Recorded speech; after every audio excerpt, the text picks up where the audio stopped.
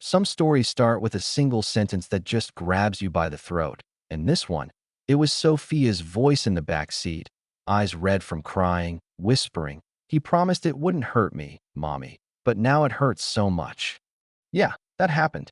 And right then, every parent's nightmare, every fear you shove into the back of your mind, suddenly it's riding shotgun next to you, daring you to ignore it. That I'm telling you, I can still feel the way my hands shook on the wheel that morning.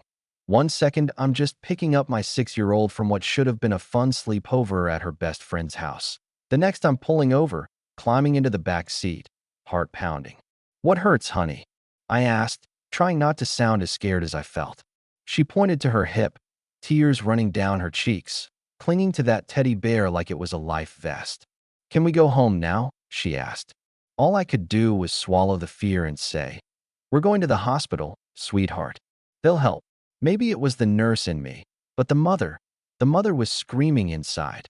Pinewood Community Hospital's ER was so quiet it felt like the world had paused just for us.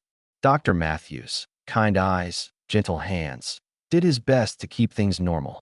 "Can you show me where it hurts, Sophia?" he said, but I saw the way his face changed when he looked at the bruises, something you can't teach a doctor to fake.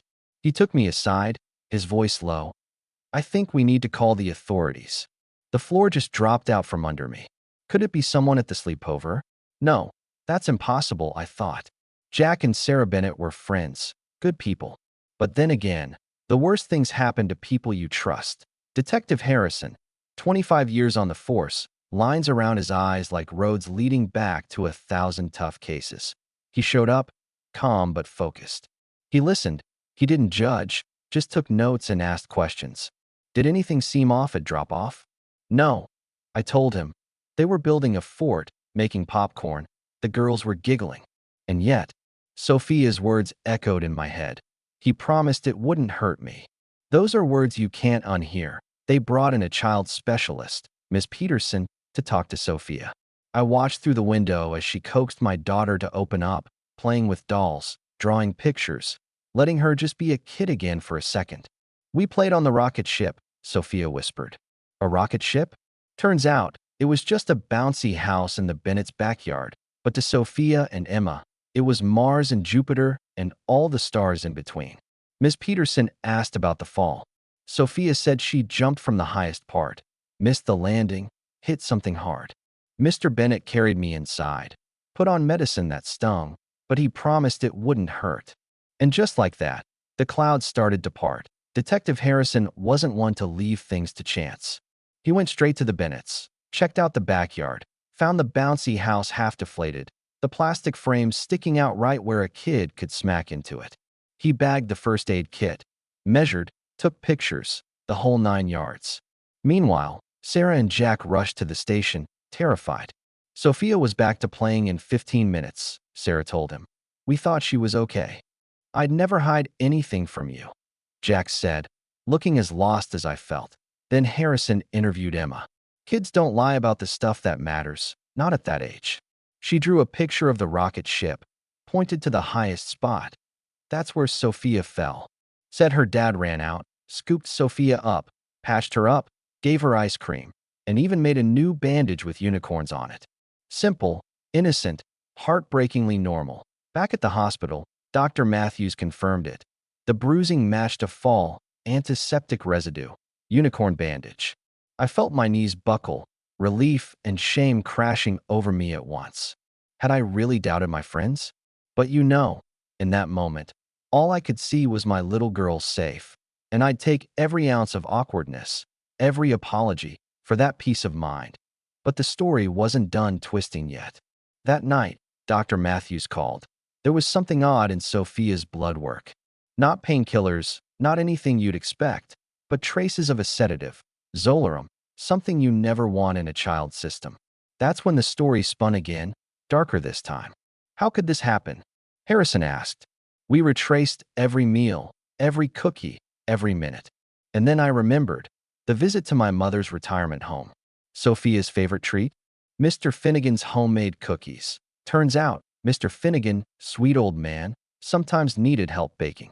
A kitchen assistant named Amber helped him out, and well, She'd accidentally dropped her roommate's anxiety pill in the cookie dough. She panicked, kept quiet, hoping nothing bad would happen. She broke down when Harrison gently confronted her, confessed everything. Relief, frustration, gratitude, all of it tangled up in one breath. No malice, just a tired nursing student, a bad mistake, and a little girl who got caught in the crossfire of adult problems. But the dominoes didn't stop there. The retirement home, spooked by the scare, did a full review and discovered another nurse had been quietly mismanaging meds for months. Nothing to do with Sophia, just the universe reminding us that one small thing can shake loose so much more than you ever expect. In the aftermath, they asked me, would I consider moving over from the ER to help them set things right, build new safety protocols? It was a chance to be closer to Sophia, to my mom, to maybe find a new kind of peace. And I said yes. And you know what? That's how it goes. The worst day of your life might open a door you never thought you'd walk through. Sophia healed. The Bennetts forgave. Amber found the courage to come clean. And even the retirement home turned a crisis into a chance to get better. Detective Harrison? He stuck around too, checking in on us, grabbing coffee, showing up for Sophia's school projects, and, eventually, for more than that point 6 months later, our lives were nothing like what they'd been. Sophia and Emma are still best friends, still pretending the backyard is outer space. On working days, coming home for dinner, seeing my mother smile every afternoon. Amber finished nursing school. Mr. Finnegan's puzzles always have an extra pair of little hands helping. And at our wedding under the golden sunset. Yeah, Harrison and me, who saw that coming?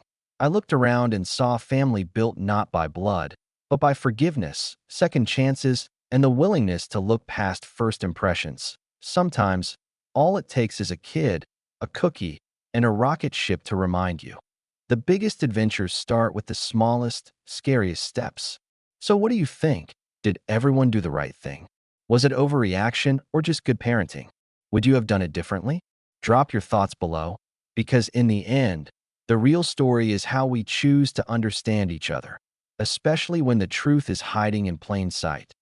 If you felt something from this story, share your perspective on justice, forgiveness, or maybe just tell us how you'd handle a moment like this. Because sometimes, the best thing we can do is keep the conversation going and remind each other that behind every headline, every drama, there's a real family, real friends, just trying to do their best in a messy world. And, I used to think that after something so intense, life would just settle back into its regular, quiet routine. But that's not how it works, not really. For a while, every little thing felt like it had new meaning. You noticed stuff you'd always overlooked. The first night Sophia slept soundly after everything, I just sat beside her bed, listening to her breathe, thinking about how fast things can turn upside down and right side up again. Funny how a single misunderstanding can send you off in a direction you never planned. Golden Sunset became like a second home, not just a place for my mom, but for me too. A new job, a steadier schedule, a chance to build something safe. I got to know the other residents, their stories, their quirks, their wisdom. Even Mr. Finnegan, bless him, made a joke about me joining the old folks for good. Sophia was a celebrity there. The staff called her the Puzzle Master's apprentice, and every time she visited, she brought a little more sunshine to a place that sometimes felt weighed down by time. Sarah and Jack, you'd think after all that tension, things would never go back to normal. But the truth is, when people care about each other, they find a way. The Bennetts forgave me faster than I could forgive myself, and Emma and Sophia, well, they barely remembered the drama. Kids bounce back in ways adults can only hope to. But life kept tossing us little reminders that not every crisis is as clean and tidy as the stories on TV. I watched Amber grow, take responsibility for her mistake, finish her nursing degree, and eventually become the new medication safety coordinator at Golden Sunset. She brought fresh eyes, new energy, and a humble willingness to ask for help, something the whole place needed, honestly.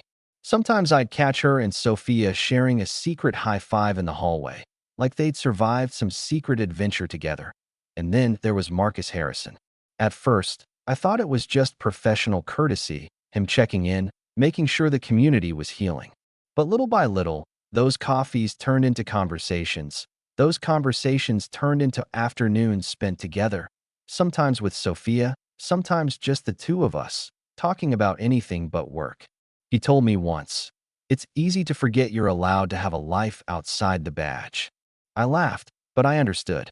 We both learned how to let our guard down a bit, to trust again, to be present. One Saturday, Sophia brought home a drawing from her school art project. Two rocket ships, one labeled home, the other adventure. I stuck it on the fridge and stared at it for a long time. It hit me. Sometimes those two things are the same. Maybe that's what this whole messy, beautiful journey had been about. Finding home in places and people I'd never expected. I'd like to say the hard days never came back, that every challenge after that was small and easy, but you know that's not real life. There were nights when I second-guessed every decision, moments when I worried I'd never get it right. There were times Sophia got sick, or my mother had a fall, or the retirement home staff was stretched too thin and tempers flared. But this time, I wasn't handling it all alone. I had friends who would show up with dinner and hugs, a partner who'd drive across town just to check on us, a daughter whose laughter made every setback feel a little lighter. 6 months after the whole ordeal, I stood in the garden at golden sunset, sunlight catching on the glass as Marcus reached for my hand in front of everyone. Family, friends, residents, staff. The girls scattered flower petals at our feet. Mr. Finnegan snapped blurry pictures. Amber cried happy tears in the background, and my mother squeezed my shoulder, beaming. I felt not just lucky, but grateful. Grateful for second chances, for messy forgiveness, for the tangled ways life puts the right people in your path at the wrongest possible times. We said our vows under that archway. Marcus promising to always look beyond first impressions, me swearing to never let fear keep me from seeking the truth. I realized that every misstep, every panicked phone call, every long night, and awkward apology had led us here. Maybe that's how real families are forged. Not by blood alone, but by showing up for each other when it matters most, forgiving the things we can't explain, laughing when all we want to do is cry. And still, the world keeps spinning. The kids are planning their next rocket ship adventure. This time with strict safety rules, no command center jumps allowed.